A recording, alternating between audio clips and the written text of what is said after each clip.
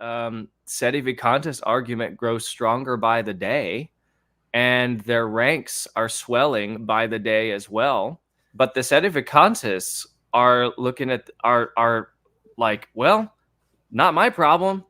We're not going to have gay blessings, and this is just further proof that this guy is whacked, that he is not legitimate, that he is not the real pope. How can a Catholic pope, release this document? It's definitely their moment. I'll tell you what. Yeah. I mean, Well, This is Anthony Potter with Rad Tread channel, and today I wanted to go over a video done by The Rundown the other day. I found it quite interesting. There's a section here where they discuss what's going on with Francis in the Vatican, with the most recent writing he did regarding the blessing of same-sex couples. And what I want to point out, and I think we can see as well, that there now seems to be a tendency of those who at one point were very mocking of the Sedevacantism position, would outright reject it, now seem to have basically they're almost like on the defeat. I think they kind of acknowledge that there's no way this man can really be Pope, but I don't want to yet say he's not the Pope or give in to the theory of Sedevacantism. But it's like it's an inevitable. It's almost like it's inevitable that you're going to, because it's so inconsistent to say that this man who's obviously not a Catholic, and yet calling him a Pope. You can almost see it in their faces when they're discussing it. But yet, this is what I see when I'm hearing them discuss this issue, and I think it's just kind of interesting.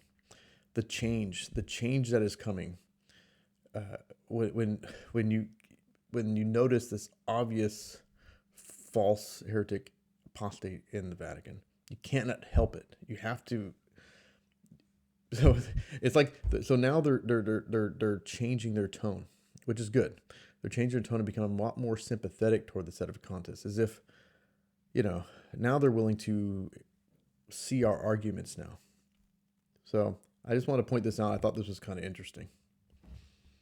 And this gives fodder, though. This gives fodder to those people who want to beat up on the church, and it gives license, I think, and some jet fuel to the arguments against the legitimacy of Francis in general. I mean, look at what Archbishop Vigano has responded to this. He's now basically come out and said that he's a Sedevacantist, and that not only that, but that Bergoglio is a false prophet, a biblical false prophet, and to follow Bergoglio is to take yourself towards perdition. And Bergoglio doesn't help himself against these lines of attack. When he does this and he puts these gay blessings out there, I think that the Sedevacantism argument grows stronger by the day, and their ranks are swelling by the day as well. And it's not just the autistic ones that are on Twitter. It's high-functioning Sedevacantists who are in the pews next to all of us, who are just saying, I don't really know what's going on. But this is, I think, a very important point that we can probably just. I don't know if we need to discuss it too in depth. But the Sedevacantists are looking at are like, well, not my problem. We're not going to have gay blessings, and this is just further proof that this guy is whacked, that he is not legitimate, that he is not the real pope. How can a Catholic pope, release this document? it's definitely their moment. I'll tell you what. Yeah. I mean, with everything going on. Yeah. Now, in this section, they begin to discuss a little bit of the history of what took place in England and try to compare it to what is going on today, whether or not it's acceptable to resist the Pope and still acknowledge him as a Pope and whatnot. So I think this is kind of an interesting discussion, but you'll kind of see that even in here there is a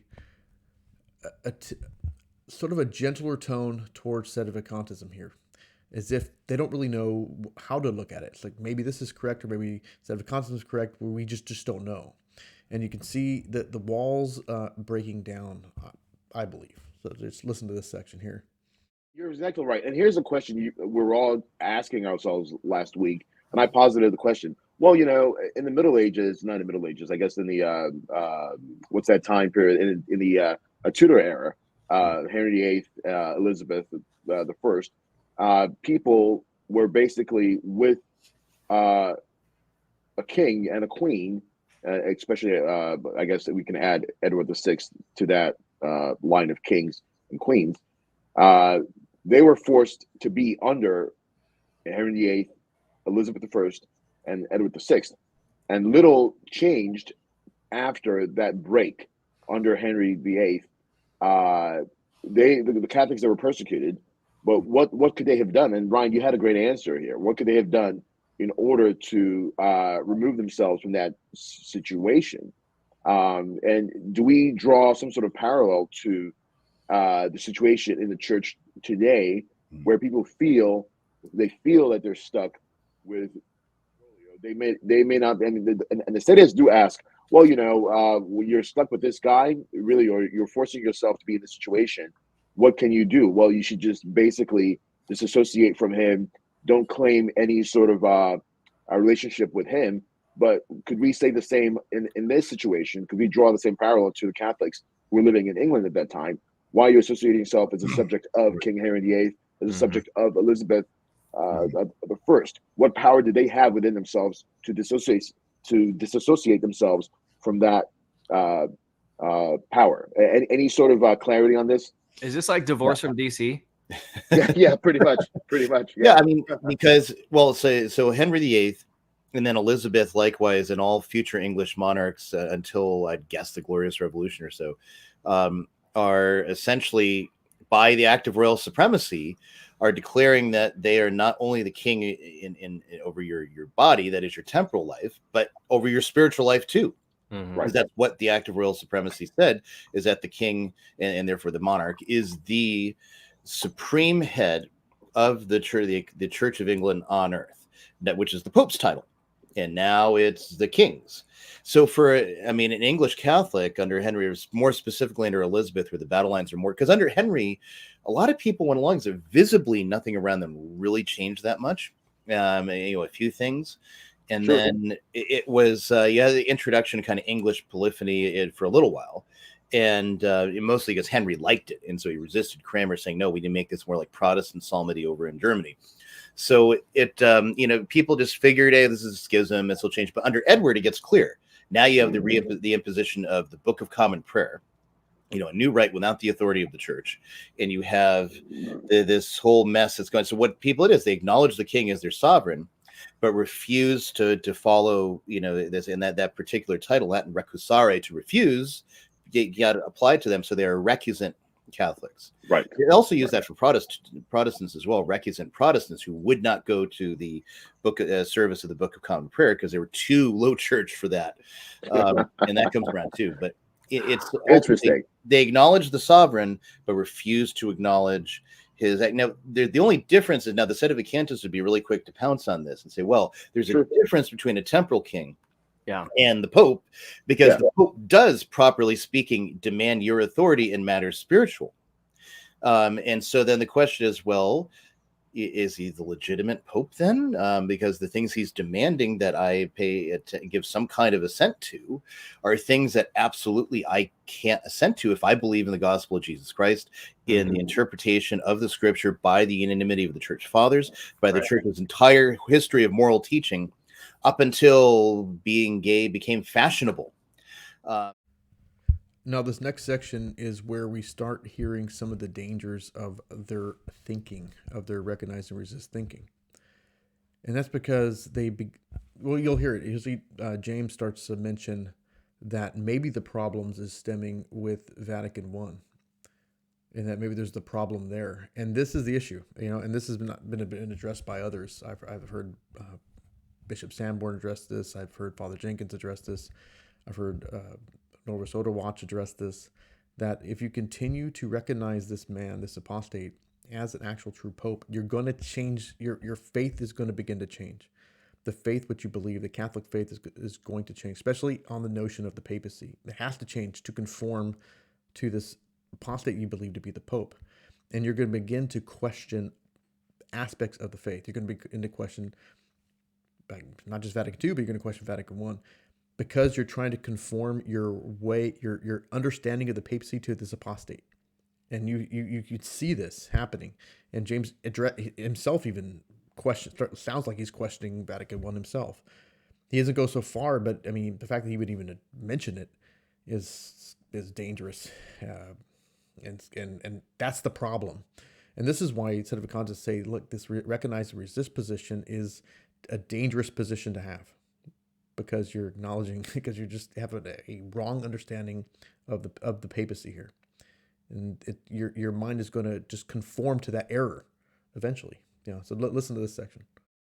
And part of this new argument that's coming out now is people are genuinely asking, how much weight do we want to put on Vatican I because of what has, I mean, and I'm legitimately question, is there a link between why those two last consuls are Vatican I and Vatican II?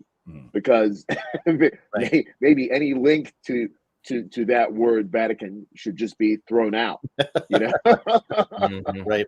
So, I mean, but it's an uncomfortable thought. It's an uncomfortable conclusion to say, well, since call it 1958 or 1960 something, or to say that we have been rudderless and leaderless, that the visible church on earth has not had a visible head. That is a conclusion that most people will not accept on its face. We find ourselves in a situation where you may accept all the premises that lead up to that conclusion, and each premise can be formulated in a way that's very difficult to overcome. And then you get to the conclusion, which says, therefore, there is no Pope, and there hasn't been since for some time. And that conclusion is ultimately what people reject. And I think one of the reasons they reject it, and His Excellency Bishop Schneider came on, and one of the reasons he rejects the conclusion is that there's no real remedy to the conclusion, right? You don't have recourse to anything. Okay, what do we do? So then you peel that back and you find that there are all these different theories, and they're all theories about how you can get a pope when you don't have one. And whether or not these are real cardinals, if it hasn't been a real pope or not, for the last however long. And you end up basically having to believe a theological theory, which is usually put forward by someone who is alive today, which generally speaking, I don't like to do. You don't like to do. It's uncomfortable. None of us want to place our theological positions on the living. I'm much more comfortable placing my positions with the dead, who are canonized and are doctors of the church. And so that is, I think, that is a huge amount of the confusion. But when people dogmatize the various theories that they've come up with, if it's the Cassicium theorem, or whatever it is, right? Then, and when you dogmatize it and then condemn other people, say, well, we're not in communion with the Sanbornites because they believe this, or the CMRI because they believe this, or whatever. How does that advance the ball in terms of the restoration of the tradition?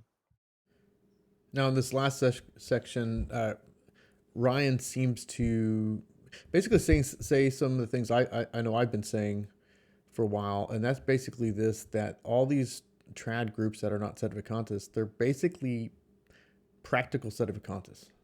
Anyway, they don't listen to the Pope, they don't follow him. They're in some ways acknowledging that there's some kind of issue or problem, and that's basically what Ryan says here. He says that all these different groups, all these different traditional groups, in some way or another, are basically practical Sedevacantists. He doesn't say practical Sedevacantists, but that's basically what he says. He says they all acknowledge that there's been some issue since 1958, and there's all some kind of problem, and they're all trying to fight and figure out what the problem is.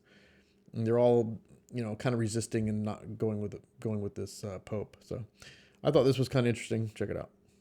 Even more, let's even go this way. I think the practical conclusion right now of being a trad and saying that there are problems with Vatican II, whatever that you're going to say about it, it's heretical, it's ambiguous, it's problematic, his statement needs to be corrected by future pope, whatever it is. And these statements, activities, ecumenical activities, interreligious dialogue, documents like Udinum Sint, documents that are really problematic coming out from popes post-Vatican II. If you're a trad and you see these issues, it doesn't matter if you go to the fraternity or the institute or you diehard SSPX. I go to the SSPX and follow 100%, Archbishop Lefebvre's and criticisms of things. Or if you're a Sedevacantist, of whatever thesis and persuasion, totalist and conclavist and Cassiacum thesis, etc. Each and every one of those positions, practically speaking, says the church has been rudderless since 1958. Practically speaking, they just disagree on the nature of that rudderlessness. There's a pope that's been causing error and confusion. There's no pope. There's, whatever. However you want to deal with it. There's a material, but not a formal pope. Right. I just want to leave off with this last section where you'll hear them discuss what's kind of going on currently in the state of the church, primarily within the kind of Novus Ordo trad world, and even within Novus Ordo. So I think it's an interesting discussion. You can just go ahead and listen to it. But overall, I enjoyed this section from the rundown because I do see a little bit of a tide turning, and I'm hoping that more will come to just embrace the truth of the Sedevacantism position, or if anything, just be more welcoming of who we are, and maybe even, start to give thanks for the Sedevacantists who have held the line and have maintained the faith and have preserved the traditional rites, unlike some of the others. So, and of course, the crux of this, the apex of this was, what had happened in the world sort of made its way into the church. And we can point that very time in which maybe it became most apparent to everybody. And this was the election of John the 23rd, however, or whatever you want to call it, whether or not he was the rightful pope or whether it was somebody else.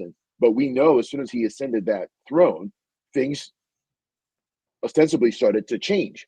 We can see it, whether or not it's the formal inclusion of the Catholic Church into the world evangelical church meetings or whatever it was, or hey, let's get some Protestant observers into Vatican II to help us, create something. Let's open the windows. Things started to change, and whether or not I agree with you, Ryan, whether or not you're of this persuasion or that persuasion, we can all identify that something has gone deeply wrong, and I'm not with all the facts to say 100%, oh, this is the correct position, but I can know the things that I reject, and I know the things the church has always rejected, especially when it comes to morality, especially when it comes to the liturgy, and everything else is just up for grabs. And I'm able to be persuaded at that time when we do have that clarity, whether or not this position, if some future pope comes in and says, however that happens, I don't know, the Sadians will probably have to answer that one too. Whenever the rightful pope comes in and says, all these popes, they're to be condemned, I'm happy to go with that. Right. And the absolute worst thing that could possibly happen to us is that Francis is replaced by like a John Paul II style neocon who basically just kicks the can down the road another 20, 30 years by appearing to be orthodox and all of those things, but never really getting to the root of the issue, nor by sort of anathematizing all of the error that has crept in over these last 60, 70 years. Let's put it this way. There's the Cardinal Sarah position, which is everything's fine. Let's just put lipstick on the pig. And then there's the Bishop Schneider position, which is sort of like, let's do a line item veto of Vatican II and just cross out the things we don't like, but mostly it's good. Then there's the Archbishop Vigano position that says it's all bad, throw it all out. This is all fake. And then and then you can keep going. And then there's the Bishop Williamson position, and you can just keep going. And somewhere in that spectrum lies the truth. I just don't know that it's up to me to decide where that truth is. But I know it's somewhere in there. And it's probably not Cardinal Sarah. And it's probably not Bishop Sanborn, but it's probably somewhere in that spectrum between those two men. I would suspect. And if I'm wrong, I'm wrong. Yeah. But that's the thing, is that we understand there's a wide spectrum, and we're able to say, well, I'm going to leave this to the competent people in the future to come in and sort of clean this mess up. But we're not saying, oh, you know what, it can never be this. We're more likely saying, well, it's probably not this, it's probably not that. And we're happy. I mean, it's definitely not Sarah's position. Right. God bless her. Right. And maybe Sarah will come around, and maybe he watches the rundown. Somebody will send him this link, and he'll be like, he'll snap out of it or something. I don't know. But there's no disrespect to the man, really. I mean, not at all, really. Yeah. I think he's sincere. I think he's doing the best that he can within the confines of whatever that he's living in. But the whole thing is quite comical if you look at it.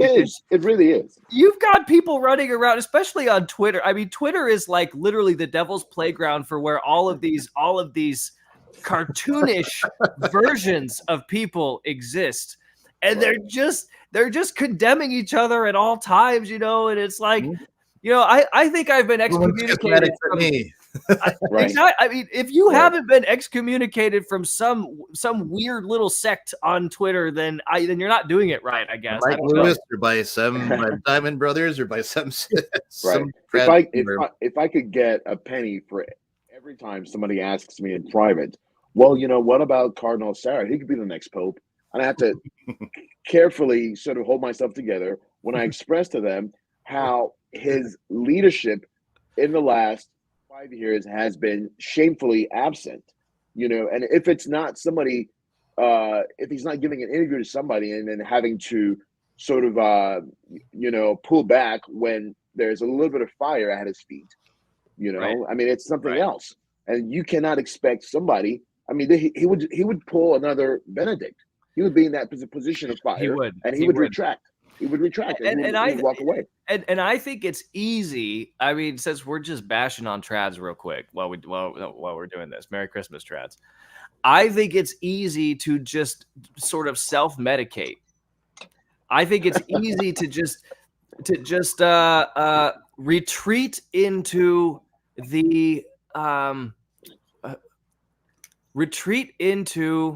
the smells and the bells. I mean, to basically take the Burkean approach of like, well, let's just make everything so glorious and beautiful that we just forget about all of our problems. And it's almost like burying your head into the ground. This Burkean position of like, let's get as much lace as possible. Let's get as much Baroque furniture as possible, because that will save things.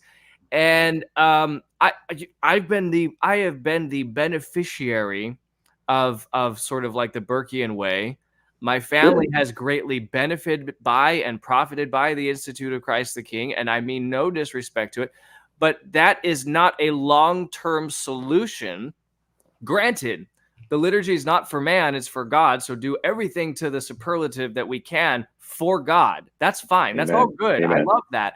But to do so as a distraction, as legitimately, we're just not going to face the hard issues. We're not going to have the difficult discussions. We're not going to condemn the things that need to be condemned or say the things that need to be said. We're just going to do everything very French and very beautiful and very like semi-homoerotic. Like, that's just not the way forward either. Right. I mean, without the homoeroticism, I mean, everything else you said is 100% correct, but that's good, but the problem becomes, what are we doing if we're just going to mass and maybe following an aspect of that theology without questioning? For instance, people are still surprised or still upset that someone like Burke got ousted in some fashion. Yeah. When we've been sounding the alarms, this is a temporary situation. Burke might be a cardinal, and he might have this office here. You might look to him as somebody who is some sort of standard bearer for the trads. But guess what? You know, he has condemned the position of the society, for instance, and of other trad groups, because he thinks they're operating outside the guardianship, in a sense, of the church. But now, what his position brought him, if not condemnation from people who are wielding power right now? Right. And for him, there doesn't seem to be any way forward unless he dials back aspects of what he's showing to people, which is, well, I'm going to write a dubium. I'm going to write another dubium. I'm going to keep writing dubiums. Well, you and I, or a dubia rather, you know, I am not, you know, the dubia situation, for instance, started what, in 2018? You know, we haven't yet resolved that issue, and it's coming on six years later. A lot of us are still in confusion, and we cannot live theologically on the lace values or the smells values. You know, we can't. Absolutely. We want something a little bit more concrete, you know. Right. Oh my goodness. Oh my goodness. What am I going to do? What am I going to do? What am I going to do? This is what trans are asking themselves. It's not, you know, look at the lace. It's so beautiful. You know, I mean, we're way past that. So we want something a little bit more concrete, which is why a lot of people are jumping literally from that position they were a few years ago into the state position, because all this is incomprehensible. There seems to be no way forward, even though the state option obviously doesn't provide any way forward past where we are right now. You know, I mean, the state is going to have to elect a pope, and how is that going to happen? Right. Well, I mean, Bugnolo did it, Brother Bugnolo. He had his conclave in the elected Francis before he unelected Francis, because now he's saying that Francis has lost his office. Bugnolo is single-handedly responsible for this mess that we're in with. Right. He did. He elected Francis, but now he says he's lost the seat. He's lost the chair. I can't keep up with it. Right. It's confusing. So, Brother Bugnolo, can you clarify?